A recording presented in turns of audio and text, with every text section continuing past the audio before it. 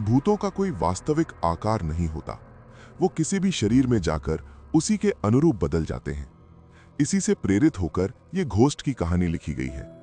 भूतिया कहानी पढ़ने में रोमांचक होती है और ऐसी ही रोमांचक कहानी है भूतिया चिड़ियाघर। शहरों में लोगों की आबादी लगातार बढ़ती जा रही है। इसके लिए रिहायशी इलाके भी बढ़ते जा रहे हैं और रिहायशी कॉलोनियों को बनाने के लिए जंगल कट रहे हैं। लेकिन जंगल में रहने वाले जीव जंतु रिहायशी विकास से सबसे ज्यादा प्रभावित हो रहे हैं।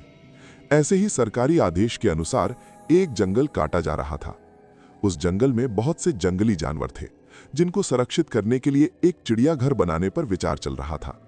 ठीक तभी प्रशासनिक निर्णय से एक बहुत पुराने खंडहर को चिड़ियाघर में बदल दिया जाता है और कटे हुए जंगलों से जितने भी जानवर पकड़े गए हैं उन्हें इसी चिड़ियाघर में लाकर रख दिया जाता है। लेकिन सभी इस बात से अनजान थे कि ये खंडहर कोई साधारण भवन नहीं है, बल्कि भूतों का एक रहस्यमयी ठिकाना है। आज भी कई भूत खंडहर के कोने कोने में उपस्थित हैं और प्रशासनिक अधिकारियों को भूतों की दहशत का नमूना जल्द ही दिखाई देने वाला था, क्योंकि जितने भी जानवरों को खंडहर में लाया गया था सभी के बर्ताव डरावने हो चुके थे। उनके पिंजड़े के करीब जाते ही वो जोर जोर से आवाज निकालने लगते। मामला जानवरों से जुड़ा था, इसलिए पशु चिकित्सक को चिड़ियाघर बुलाया जाता है। लेकिन पशु चिकित्सक को भी कुछ खास जानकारी नहीं मिलती। सभी जानवरों के खून की जांच करने के बाद भी उनके शरीर में किसी तरह का कोई इन्फेक्शन नहीं पाया जाता। दरअसल जानवरों के अंदर भूत होना कल्पना से परे था, इसलिए पशु चिकित्सक अपने विज्ञान के माध्यम से इलाज करने का प्रयास कर रहे थे। बहुत जल्द चिड़ियाघर दर्शकों के लिए खोला जाना था, लेकिन जानवरों का ऐसा हाल देखकर आम जनता के लिए चिड़ियाघर खोलने के फैसले पर रोक लगा दी जाती है। शासन की मुश्किलें बढ़ती जा रही थी और जानवरों की हालत बद से बदतर होती जा रही थी। उन्हें एहसास होने लगा था कि जानवरों के जंगल को काटकर शायद हमने बहुत बड़ी गलती की है। चिड़ियाघर के अंदर भालू, हाथी, शेर, सांप और कई तरह के पक्षी रह रहे थे। एक रात सभी जानवर भूतिया प्रभाव से उग्र हो जाते हैं और खंडहर की दीवारों को धक्का मार मार के गिरा देते हैं। दीवार गिरते ही सभी जानवर रिहायशी क्षेत्रों की तरफ दौड़ पड़ते हैं। भूतिया चिड़ियाघर खाली हो चुका था और सड़कों में जानवर मौत का तांडव मचा रहे थे। रास्ते से निकलने वाली गाड़ियों को हाथी अपने हमले से क्षतिग्रस्त कर रहे थे और शेर चीते इंसानों को कई टुकड़ों में काट रहे थे।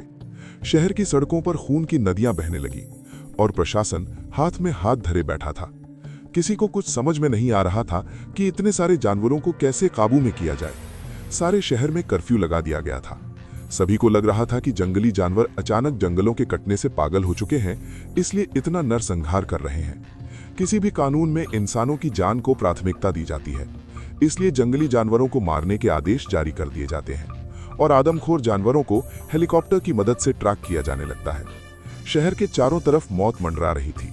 जानवर अब कॉलोनियों में घुसकर लोगों के घर तोड़ने लगे। जानवरों की दहशत से कोई पहाड़ में भाग रहा था तो कोई पेड़ में चढ़ रहा था। सब कहीं ना कहीं अपनी जान बचाने में लगे हुए थे।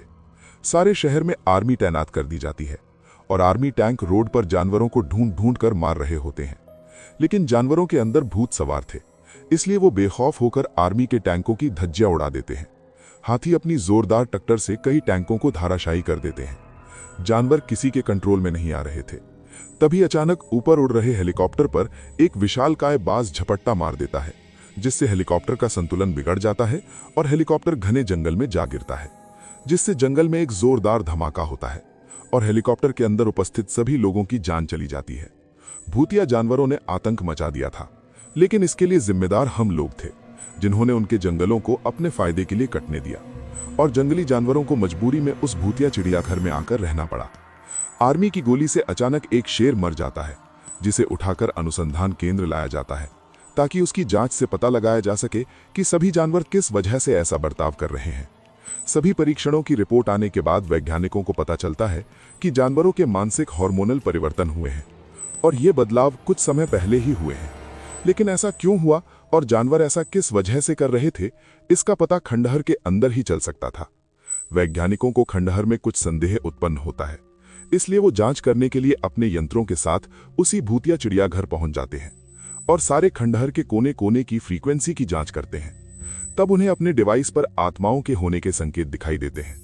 वैज्ञानिकों को पता चल जाता है कि सभी जानवरों के शरीर को भूत प्रेतों ने कब्जा कर लिया है और अब भूत ही शहर में आतंक मचा रहे हैं। वैज्ञानिक प्रशासनिक अधिकारियों से मुलाकात करते हैं और बताते हैं कि सभी जानवरों के आदमखोर बनने की वजह भूतिया आत्माएं हैं जो कि उस खंडहर में मौजूद हैं।